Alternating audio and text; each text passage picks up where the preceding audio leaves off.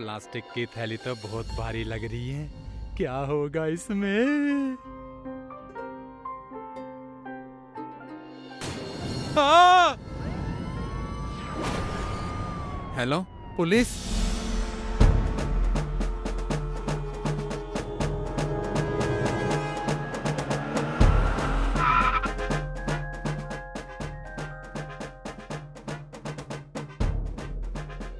पहचान छुपाने के लिए कातिल ने विक्टिम का चेहरा बुरी तरह से बिगाड़ दिया है सर।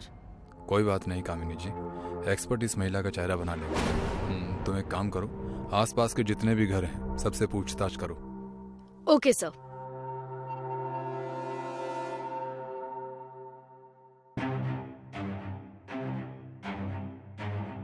राजेश, तुम्हें कैसे पता चला कि इस प्लास्टिक की थैली में किसी महिला का कटा हुआ सर है? सर मैं रोज की तरह कबाड़ बीन रहा था तो मुझे ये थैली दिखाई दी। थोड़ी भारी थी तो मैं इसे खोल कर देख लिया तो उसमें कटा सर पड़ा था। फिर मैंने तुरंत आपको फोन कर दिया सर।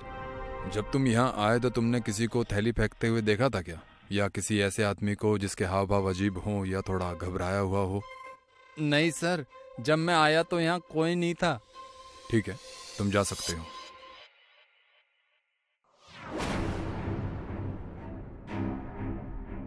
कामिनी जी, इस नदी पर आने जाने वाले सारे रास्तों पर जितने भी सीसीटीवी हैं, आज से पिछले 10 दिन तक के मुझे वो सारी फुटेज चाहिए।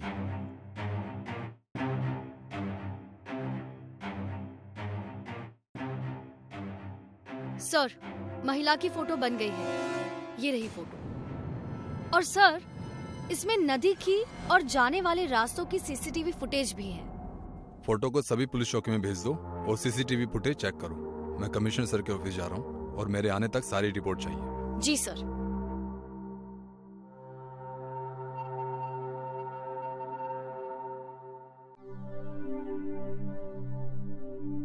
कुछ पता चला कामिनी जी? नहीं सर, किसी भी थाने से कुछ पता नहीं चला कि महिला कौन थी। ऐसे कैसे पता नहीं चला? और फुटेज का क्या हुआ? सर, उसमें भी ऐसा कुछ नहीं मिला जिससे हम कातिल के बारे में जान सके। फुटेज कहाँ है?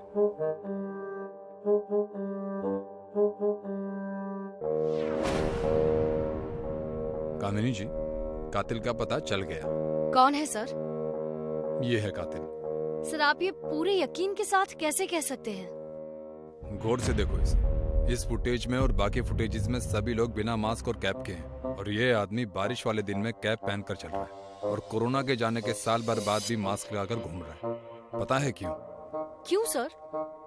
क्योंकि इसे भी पता है कि रास्ते में सीसीटीवी कैमरा है। लेकिन सर, ये भी तो हो सकता है कि ये आदमी गंजा हो या उसके सिर पर डैंड्रफ हो, उसके बाल झड़ते हो या उसे स्टाइल में रहना पसंद हो, और इन्हीं सब वजह से लोग कैप पहन लेते हैं सर। राइट, लेकिन इस पर शक करने का कारण ये है कामिनी जी कि ये आदमी उसी रोड के अगले सीसीटीवी फुटेज में नहीं, लेकिन 10 मिनट बाद वापसी वाले फुटेज में वो है, और इसी बीच में वो घाट है जहां हमें कटा हुआ सर मिला था। वाह सर, आप तो सच में कमाल है। अपना तो ऐसा ही है। आरटीओ ऑफिस से इस बाइक की डिटेल्स निकालिए।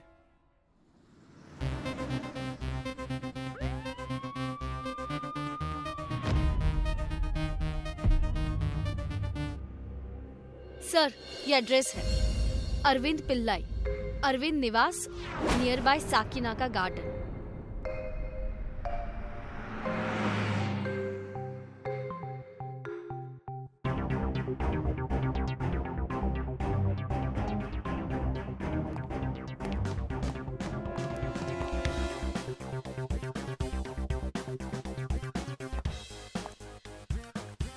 अरविंद पिल्लाई? जी हाँ, कहिए। मैं इंस्पेक्टर राठौर। आप इस महिला को जानते हैं? जी हाँ, ये सुलोचना जी हैं, मेरी किराएदार। बोलिए, क्या बात है? इनका कत्ल हो गया है 2 दिन पहले। तुम्हें नहीं पता क्या? किसने मारा? यही तो पता लगाने हम यहाँ आए हैं। इनके घर में कौन कौन है? जी कोई नहीं, वो अकेली ही रहती थी। जब वो घर नहीं आई तब तुमने रिपोर्ट क्यों नहीं लिखवाई? सर, इसलिए नहीं लिखवाई क्योंकि सुलोचना जी का ऐसा करना रूटीन था। कभी कभी तो 15-20 दिन घर नहीं आती थी। हो सकता है उनका काम ऐसा हो। सर, इस अरविंद को देखकर ऐसा लगता नहीं है सर कि इसने कत्ल किया होगा। तुम्हें ऐसा क्यों लगता है? देखा नहीं सर आपने? हमसे बात करते हुए वो कितना नॉर्मल था, जबकि पुलिस का नाम सुनते ही अपराधियों के पसीने छूट जाते हैं, हाथ पैर कांपने लगते हैं सर। बात तो तुम्हारी सही है कामिनी। पुलिस का नाम सुनते ही लोगों के हाथ पैर। अरविंद से एक बार और मिलना पड़ेगा। चलो।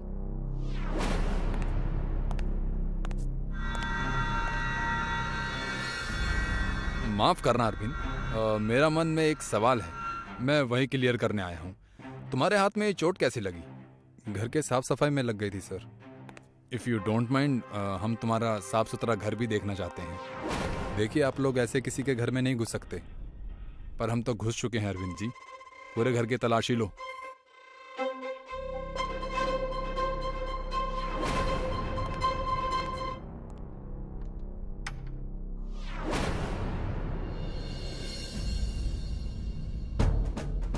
सर, सुलोचना एक विधवा थी और मैं भी अकेला था, जिसके कारण हम एक दूसरे के बहुत करीब आ गए। एक दिन मुझे कुछ पैसों की ज़रूरत थी तो मैंने सुलोचना से 5 लाख रुपए लिए थे, लेकिन वो पैसे बिजनेस में डूब गए, जिसकी वजह से वो मुझे आए दिन टॉर्चर कर रही थी सर। मेरी परिस्थिति समझने की बिल्कुल भी कोशिश नहीं कर रही थी। जब तक सह सकता था सहा, लेकिन उस दिन बाद हाथ से निकल गई थी। वो एक एक्सीडेंट था, लेकिन मैं उसकी लाश देखकर डर गया था सर, और इस क्राइम को छुपाने में जुट गया। जो रिश्ते कड़वे हो जाएं, उनसे दूर जाना अच्छा होता है अरविंद जी, जान से मारना नहीं। अब सड़ो जेल में उम्र भर।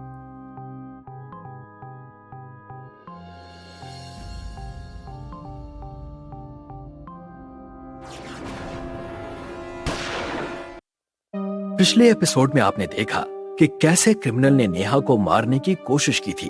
अब आगे। उन लोगों ने मुझे मारने की धमकी दी है अगर मैंने उनके खिलाफ कुछ भी कहा तो। तुम सच बताओ, तुम्हें कुछ नहीं होगा।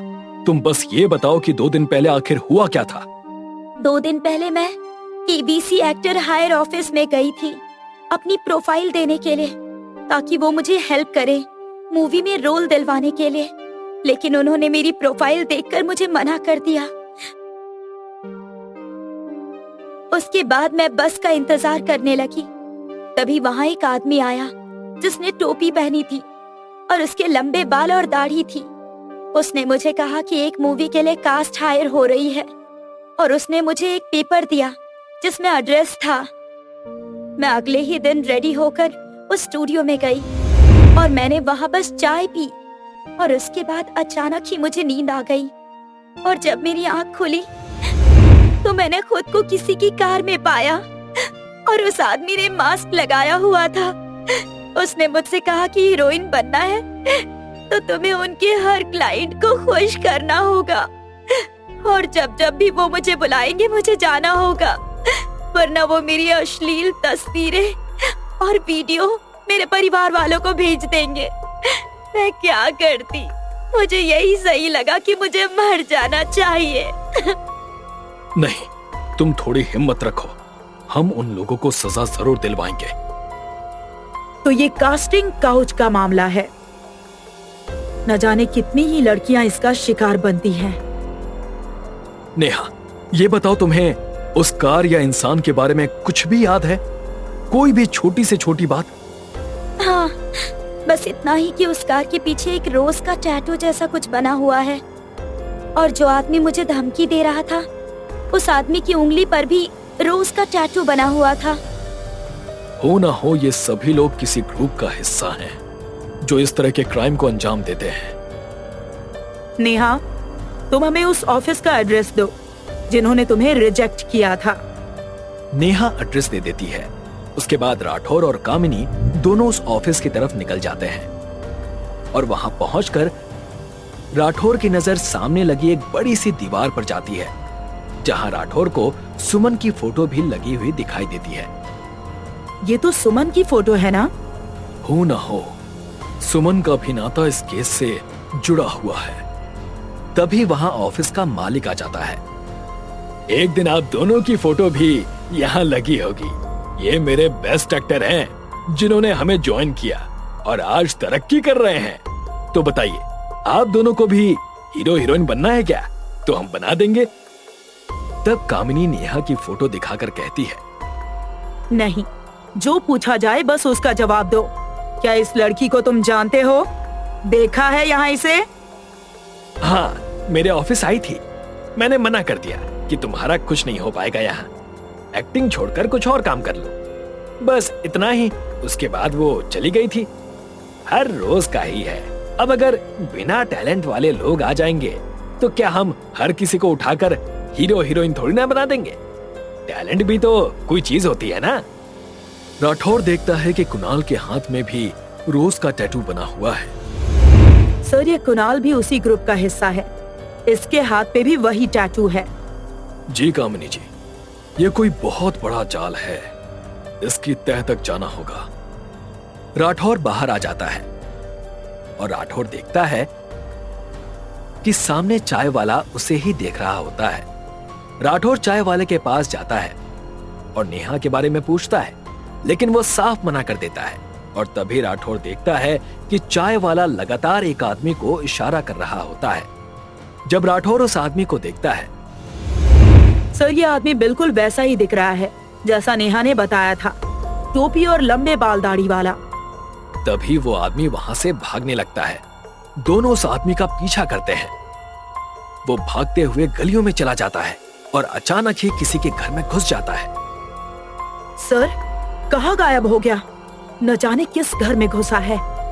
राठौर तीनों घरों को ठीक से देखता है और समझ जाता है कि वो आदमी किस घर में छिपा हुआ है। और तीसरे वाले घर का ताला तोड़कर राठौर उस आदमी को पकड़ लेता है। सर, आपको कैसे पता था ये आदमी इस घर में आया था? कामिनी जी, पहले घर में गेट पर ताला लगा हुआ था और सभी खिड़कियां बंद थी, तो इतनी जल्दी वो इस घर में तो नहीं जाता।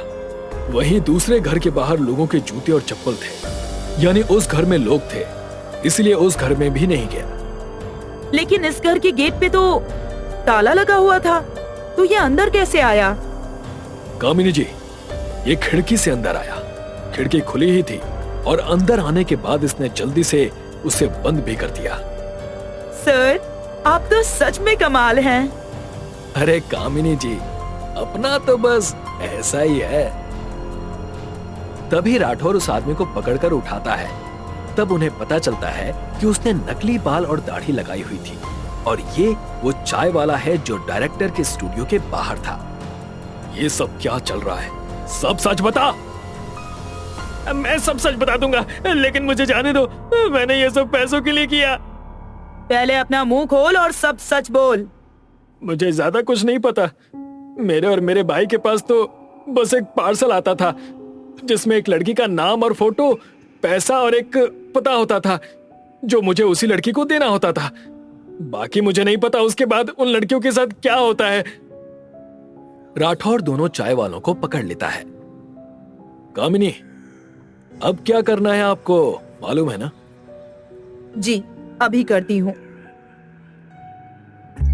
कामिनी, प्रमोद और कुणाल नेहा और प्रिया को कॉल करके बुलाते हैं। क्या हुआ सर, आपने हमें यहाँ क्यों बुलाया है? हमारा यहाँ क्या काम है? बताते हैं, रुके तो। आप लोगों को पता है कास्टिंग काउच के बारे में? मैडम, अब ऐसा कहाँ होता है? और वैसे भी हम लोग तो शरीफ लोग हैं, हमें इन सब से क्या मतलब? अच्छा, तो अगर आपको नहीं मालूम है तो मैं बता दूं कि नेहा जो एक स्ट्रगलिंग एक्टर है, उसे भी कास्टिंग काउच के जाल में फंसाया गया है। और इन सब में आप दोनों के ऑफिस के बाहर चाय वाले शामिल हैं। क्या सच में? आप उन्हें कड़ी से कड़ी सजा दीजिए।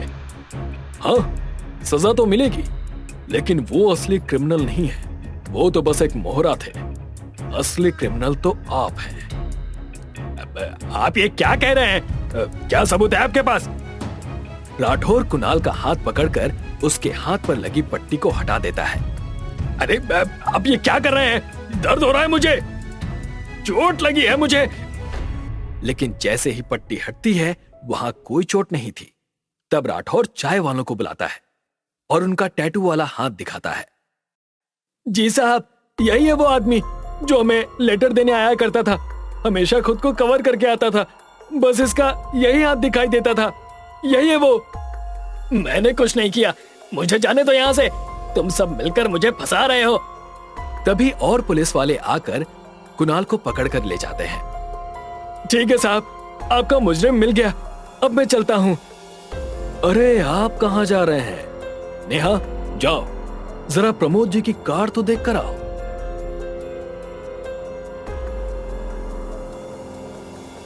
नेहा बाहर जाकर प्रमोद की कार देखकर आती है और कहती है, सर, ये वही कार है। क्या बोल रही है ये लड़की? कौन सी कार की बात हो रही है? प्रमोद जी, अब झूठ बोलने का कोई फायदा नहीं है, सच बता दीजिए। मैंने कुछ नहीं किया, मुझे जाने दो यहाँ से। तभी राठौर प्रमोद के हाथ से उसकी रिंग्स हटा देता है, जिसकी वजह से उसके फिंगर पर बना रोज का टैटू भी दिख जाता है। सर, ये वही आदमी है जिसने मुझे धमकाया था। अब सच बोलोगे या मैं दूसरा तरीका इस्तेमाल करूं? हाँ, सब कुछ मैंने और कुणाल ने मिलकर किया। हम ऐसी लड़कियों को अपना शिकार बनाते थे जो शहर में हीरोइन बनने आई हो, और उनको किडनैप कर उन्हें ब्लैकमेल करके अपना काम पूरा करवाया करते थे, और काम निकल जाने के बाद उनका वीडियो अपलोड करके पैसे कमाते थे। इसे उठाकर जेल में डाल दो। नेहा और प्रिया भी राठौर को थैंक यू कहती हैं और चली जाती हैं। सर, आपको मालूम कैसे हुआ कि प्रमोद भी इन सब में मिला हुआ है? जब हम उसके स्टूडियो गए थे तो मैंने उसकी कार देखी थी और उसके हाथ में वो बड़ी बड़ी रिंग्स भी देखी थी जो उसने जानबूझकर कुछ छुपाने के लिए पहनी हुई थी, और उसके कॉल रिकॉर्ड के हिसाब से शक तो था ही प्रमोद पर, इसलिए सारे प्रूफ्स मिलते ही वो पकड़ा गया। सर, आप तो कमाल हैं। अरे कामिनी जी, अपना तो बस ऐसा ही है। आधी रात को अंधेरी गली में एक आदमी जिसने पूरे काले कपड़े पहने थे, उसका मुंह और सर ढका हुआ था। सामने एक दूसरा आदमी था जो बहुत घबराया हुआ था, और वो सामने वाले आदमी से अपनी जान की भीख मांग रहा था। कौन हो तुम? मुझे क्यों मारना चाहते हो? मुझे छोड़ दो प्लीज। मास्क वाले आदमी ने उस पर गोली चलाई और उसे मार दिया। नैना की नौकरानी घर में आती है और साफ सफाई करने लगती है। हमेशा की तरह वो 8 बजे नैना को कॉफी देने के लिए जाती है। वो दरवाजा खटखटाती है। मैडम, आपकी कॉफी रेडी है, क्या मैं अंदर आ जाऊं? अंदर से कोई जवाब नहीं आया। नौकरानी ने दरवाजा खोला और अंदर चली गई, और सामने का नजारा देखकर उसके पैरों तले जमीन खिसक गई और वो जोर से चिल्लाई। सामने बेड पर नैना की खून से लथपथ लाश पड़ी हुई थी। उसके गले पर वार किया गया था। नौकरानी ने फौरन पुलिस को कॉल किया। हेलो इंस्पेक्टर सर, आप प्लीज जल्दी से Saira building 13 floor room number 1303 में आ जाइए। सर, यहाँ बहुत बड़ी प्रॉब्लम हो गई है, प्लीज आप जल्दी से आ जाइए। लेकिन हुआ क्या है, ये तो बताइए। यहाँ नैना मैम की लाश पड़ी है सर। इंस्पेक्टर राठौर कामिनी के साथ स्पॉट पर पहुंचे। सामने जब देखा तो वहां फेमस सिंगर नैना की लाश पड़ी हुई थी। उसका गला कांच की धार से कटा हुआ है। आसपास खून पड़ा हुआ है। जिस टूटी हुई कांच की बोतल से उसका गला काटा गया था, वो भी वहीं साइड में पड़ी हुई थी। कामिनी ने घर की पूरी तलाशी ली।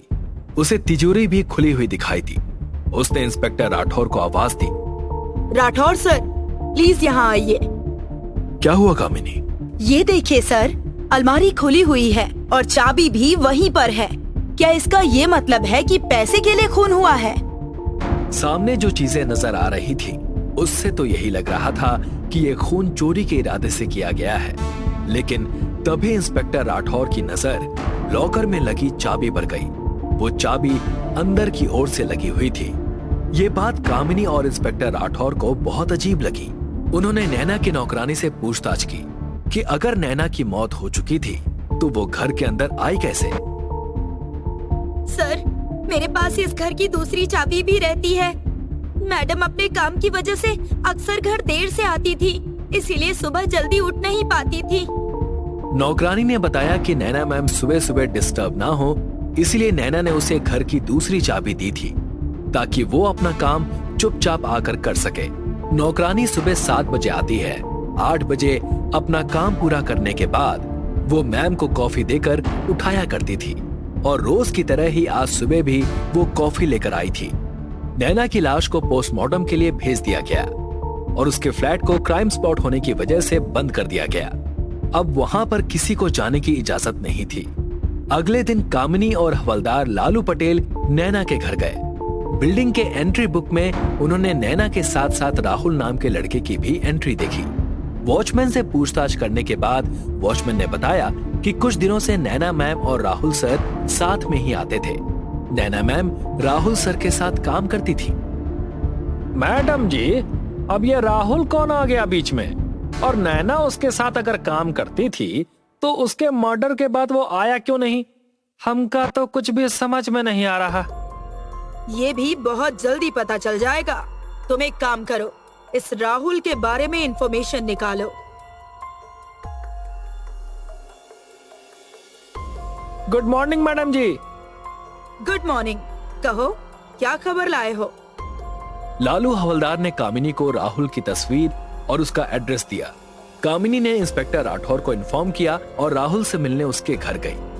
राहुल के घर पर जाकर उन्होंने देखा कि राहुल नैना की तस्वीर हाथ में लिए फूट फूट कर रो रहा था। तुम ऐसे कैसे मुझे छोड़कर चली गई नैना? तुमने तो मुझसे वादा किया था ना कि तुम हमेशा मेरे साथ रहोगी। कामिनी और हवलदार लालू पटेल राहुल की बातें सुनकर दंग रह गए। कामिनी ने राहुल से पूछताछ की। तब राहुल ने बताया, सर, नैना और मैं एक पब में मिले थे। मैंने उसे अपने साथ गाने का ऑफर दिया था और उसने एक्सेप्ट भी किया था। हम साथ में काम भी कर रहे थे। मुझे नैना पसंद आने लगी थी। उसकी मौत के एक दिन पहले ही मैंने उसे प्रपोज किया था और वो इस बात से भी बहुत खुश थी। हम दोनों एक दूसरे के साथ अपनी जिंदगी बिताना चाहते थे। हम दोनों का प्रोफेशन भी एक ही था। मैं जानता था कि आगे चलकर नैना मुझे हम दोनों के करियर के लिए बहुत सपोर्ट करेगी। जिस रात नैना का मर्डर हुआ, उस रात तुम भी उसके साथ ही थे ना? हाँ मैम, हम साथ में ही थे। रात के तकरीबन 12:30 बजे मैंने उसे उसके घर पर छोड़ा और मैं वहां से निकल आया। उसके बाद क्या हुआ मुझे कुछ नहीं पता। जब कामिनी ने राहुल से किसी पर शक होने की बात कही तो राहुल ने साफ मना कर दिया। राहुल की बात सुनकर कामिनी और लालू पटेल दोनों दंग रह गए। राहुल ने कामिनी से नैना के घर जाने की इजाजत मांगी और वजह पूछने पर राहुल ने बताया कि नैना के घर में एक गिटार है जो नैना और राहुल के प्यार की आखिरी निशानी है और वो उस गिटार को वापस चाहता है, लेकिन कामिनी ने उसे मना कर दिया। मैडम जी, हमको नहीं लगता कि राहुल ने कुछ किया होगा। वो बेचारा तो उसकी तस्वीर के सामने फूट फूट कर रो रहा था। बेचारे का बीवी बनने से पहले ही मर गई। कामिनी ने इंस्पेक्टर राठौर को सारी बातें बताई। कामिनी, कोई तो है जिसने खून होते देखा है। मतलब मैं समझी नहीं सर, कौन और कैसे? जो अलमारी में छुपा हुआ था उसने खून होते हुए देखा है। केस की छानबीन शुरू थी लेकिन कोई सुराग हाथ नहीं आ रहा था। वक्त बीतता जा रहा था और आखिरकार पुलिस के हाथ एक सुराग आ गया। उसके जरिए पुलिस के हाथों वो चोर लग गया जिसने उस दिन चोरी की थी। बोलो, क्यों मारा तुमने नैना को? मैंने किसी को नहीं मारा। मैंने किसी को नहीं मारा सर। मैं तो वहां गया ही नहीं सर, और जब मैं गया नहीं तो किसी का खून कैसे कर सकता हूँ? कामिनी ने बबलू को सीसीटीवी फुटेज दिखाई जिसमें बबलू पीछे के रास्ते से इमरजेंसी गेट खोलकर अंदर गया था। ये सब देखने के बाद बबलू ने बताया कि वो चोरी करने के लिए वहां गया था। उसने कबर्ड भी ओपन किया था लेकिन उसी वक्त किसी के अंदर आने की आवाज उसे सुनाई दी, इसीलिए वो कबर्ड में ही छुप गया और चाबी अंदर से लग गई। जब मैं बाहर निकला तो नैना का खून ऑलरेडी हो चुका था। मैं घबरा गया और वहां से भाग गया। पुलिस को बबलू पर शक तो था लेकिन कोई ठोस सबूत न होने के कारण उसे छोड़ दिया गया। लालू पटेल, अपने कुछ आदमियों को काम पर लगाओ बबलू पर नजर रखने के लिए। 2 दिन बाद कामिनी को एक और मर्डर की खबर मिली। कामिनी जब स्पॉट पर पहुंची तो वहां उसने बबलू की लाश पाई और आईने पर लिखा था आई डिड इट। नीचे एक लिफाफा भी था जिसमें लिखा था कि नैना का खून मैंने ही किया है और इस बात से मैं बहुत गिल्टी फील कर रहा हूं, इसलिए मैं अपनी जिंदगी खत्म कर रहा हूं। कामिनी ने इंस्पेक्टर राठौर को कॉल किया और स्पॉट पर बुलाया। इंस्पेक्टर राठौर ने सारी बातों की छानबीन की। मिले हुए सबूतों के आधार पर यह साबित हो रहा था कि नैना का खून बबलू ने ही किया है। मिले हुए एविडेंस की वजह से इंस्पेक्टर राठौर को यह केस क्लोज करना पड़ रहा था, लेकिन इंस्पेक्टर राठौर को यह बात कुछ हजम नहीं हो रही थी कि बबलू ने नैना को मारा है। और फिर कुछ दिनों के बाद जिसने पहले खून किया फिर खुद को ही मार डाला। क्या ये मर्डर मिस्ट्री इंस्पेक्टर राठौर और उनकी टीम सुलझा पाएगी? इंस्पेक्टर राठौर और कामिनी पुलिस स्टेशन में अपना काम कर रहे थे, तभी वहां लालू पटेल आता है। गुड मॉर्निंग सर जी। गुड मॉर्निंग मैडम जी। Good morning Lalu Patel. Very good morning Lalu साहब। कहिए, आज क्या प्लान है आपका? वो प्लान तो कुछ नहीं मैडम जी, बस सबके लिए चाय लाया हूँ। वाह लालू पटेल जी, आपने तो दिन बना दिया। सब चाय पी रहे थे। लालू पटेल ने टीवी ऑन किया। टीवी में खबर दिखी कि शहर में एक खतरनाक बीमारी फैली है जिससे बच्चे बीमार हो रहे हैं। इनमें ज्यादातर बच्चों ने बताया कि स्कूल से छूटने के बाद से ही उनके पेट में दर्द होने लगता है। अब ये का नया हंगामा खड़ा हो गया सर। ये कौन सी बीमारी ने जन्म लिया है जो बच्चों पर हावी हो गई है? कामिनी, इस बीमारी के बारे में WHO ने कोई रिपोर्ट दी है? नहीं सर, कोई रिपोर्ट नहीं मिली है। कल तक तो सब कुछ ठीक था, अब अचानक से ये कौन सी बीमारी आ गई? इंस्पेक्टर राठौर और कामिनी पुलिस स्टेशन से बाहर निकल ही रहे थे कि बाहर मीडिया ने अपनी भीड़ जमा ली और हर कोई सवाल करने लगा। सर, शहर में ये जो अचानक बीमारी फैली है उसके बारे में आप क्या कहना चाहेंगे? सर, क्या इस बीमारी के बारे में हेल्थ ऑर्गेनाइजेशन से कुछ इंफॉर्मेशन आई थी? देखिए, इस बारे में हमें अब तक कोई रिपोर्ट नहीं मिली है, लेकिन हम जल्द से जल्द इस बात की जड़ तक जाएंगे। मीडिया को जवाब देकर कामिनी और इंस्पेक्टर राठौर अपनी गाड़ी से निकले। कामिनी, क्या लगता है तुम्हें सारे बच्चे अचानक कैसे बीमार हुए होंगे? सर, मुझे तो लगता है कि जरूर बच्चों ने स्कूल में कुछ खाया होगा, तभी ऐसा कुछ हुआ है।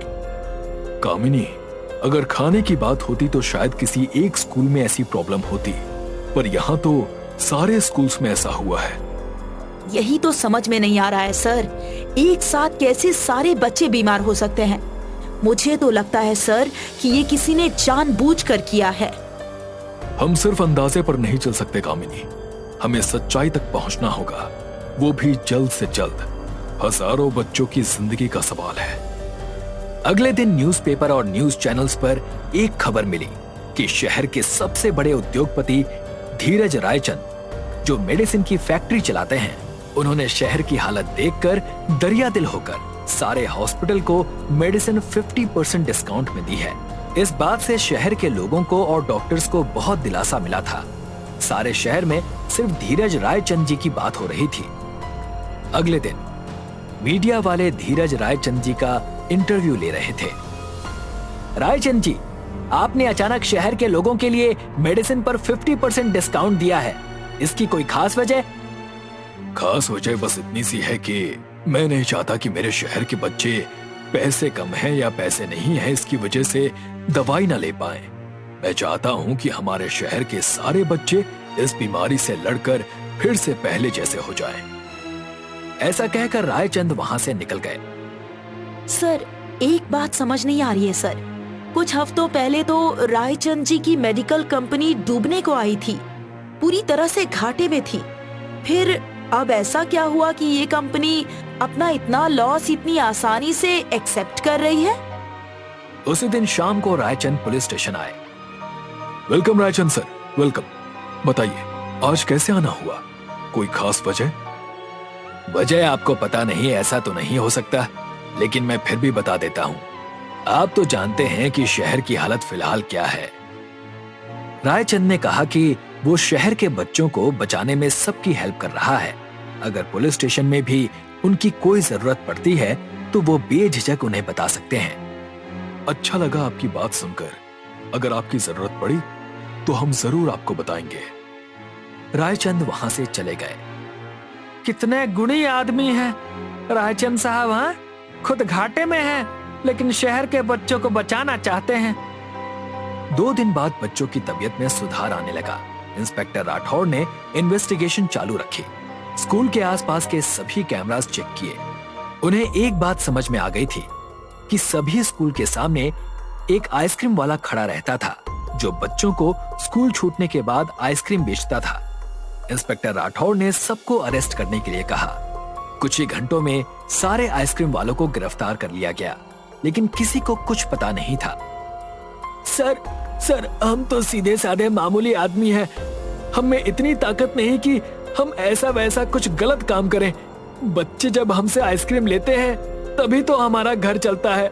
हम उन्हें ही नुकसान क्यों पहुंचाएंगे?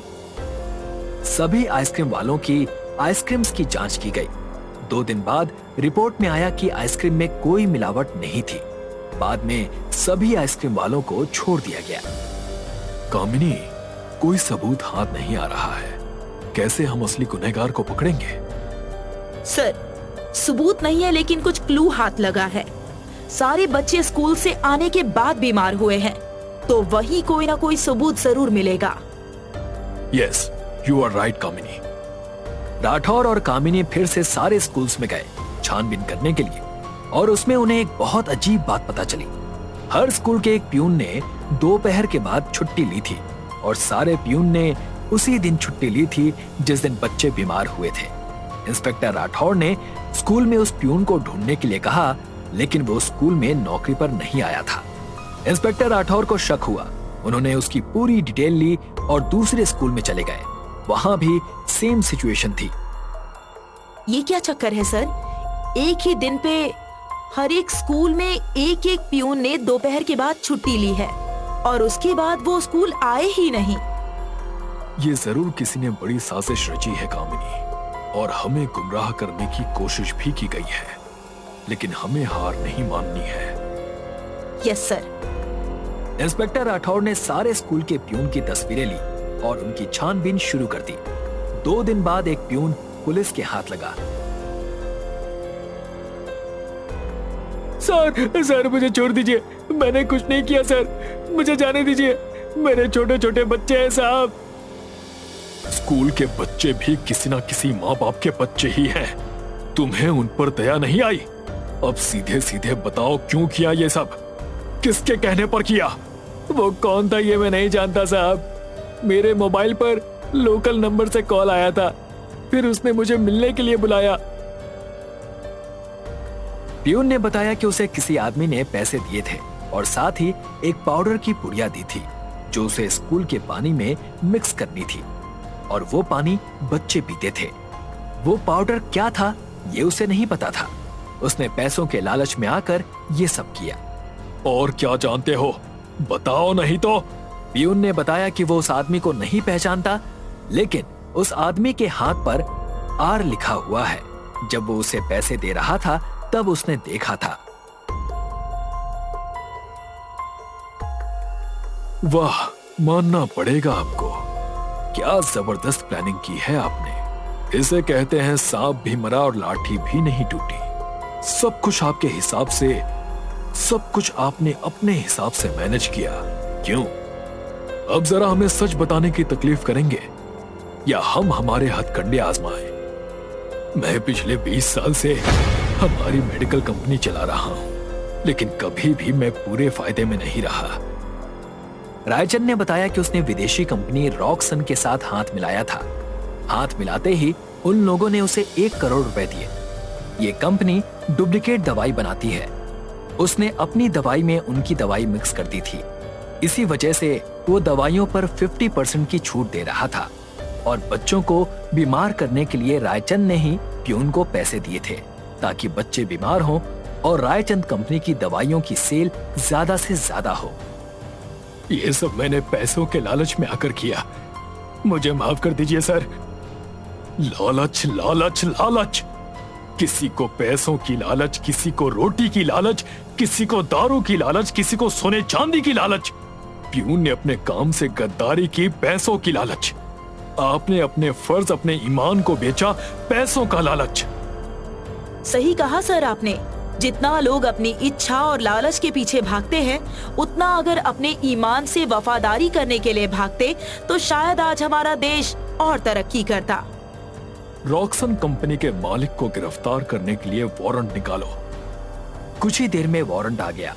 रायचंद और रॉक्सन कंपनी के मालिक कुकरेजा और उन सारे प्यून्स को गिरफ्तार कर लिया गया। काश मैं इनके मन से लालच को भी निकाल पाता कामिनी। कोई अपना फर्ज निभाए या ना निभाए, लेकिन आप और हम हमेशा अपने फर्ज से जुड़े रहेंगे सर। आपने ये केस भी सॉल्व कर लिया सर। आपका जवाब नहीं।